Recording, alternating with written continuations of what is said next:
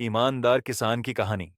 ये कहानी एक ईमानदार किसान की है जो अपने खेतों में दिन रात मेहनत करता था। उसका नाम रामू था और वह एक छोटे से गांव में रहता था। रामू गरीब था, लेकिन उसका दिल बहुत साफ था। वह हमेशा दूसरों की मदद करता था और कभी भी किसी को धोखा नहीं देता था। एक दिन रामू अपने खेत में काम कर रहा था। तभी उसे खेत के बीच में एक पुरानी मिट्टी की संदूक मिली। वह संदूक खोली और देखा कि उसमें बहुत सारी सोने की मुद्राएं, सिक्के पड़ी थीं।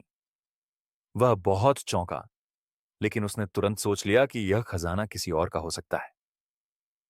रामू ने वह संदूक उठाया और गांव के मुखिया के पास ले गया। मुखिया ने देखा और हैरान होकर रामू से पूछा, तुमने यह खजाना कहां से पाया? रामू ने जवाब दिया, मैंने इसे खेत में पाया, लेकिन यह मुझे नहीं चाहिए। यह किसी और का खजाना हो सकता है। इसीलिए मैंने सोचा कि मैं इसे आपको दे दूं, ताकि इसे सही मालिक तक पहुंचाया जा सके। मुखिया ने रामू की ईमानदारी की बहुत सराहना की। वह बहुत खुश हुआ और उसने कहा, रामू, तुम बहुत ईमानदार हो।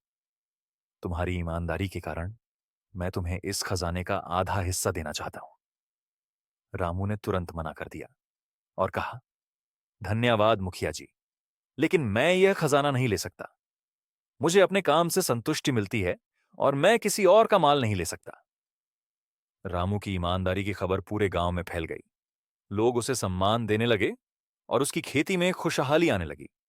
उसका जीवन पहले से भी बेहतर हो गया, क्योंकि उसने कभी भी गलत तरीके से कोई चीज नहीं ली थी। कहानी का संदेश यह है कि ईमानदारी और सत्य के रास्ते पर चलने से जीवन में अंततः सुख और समृद्धि मिलती है।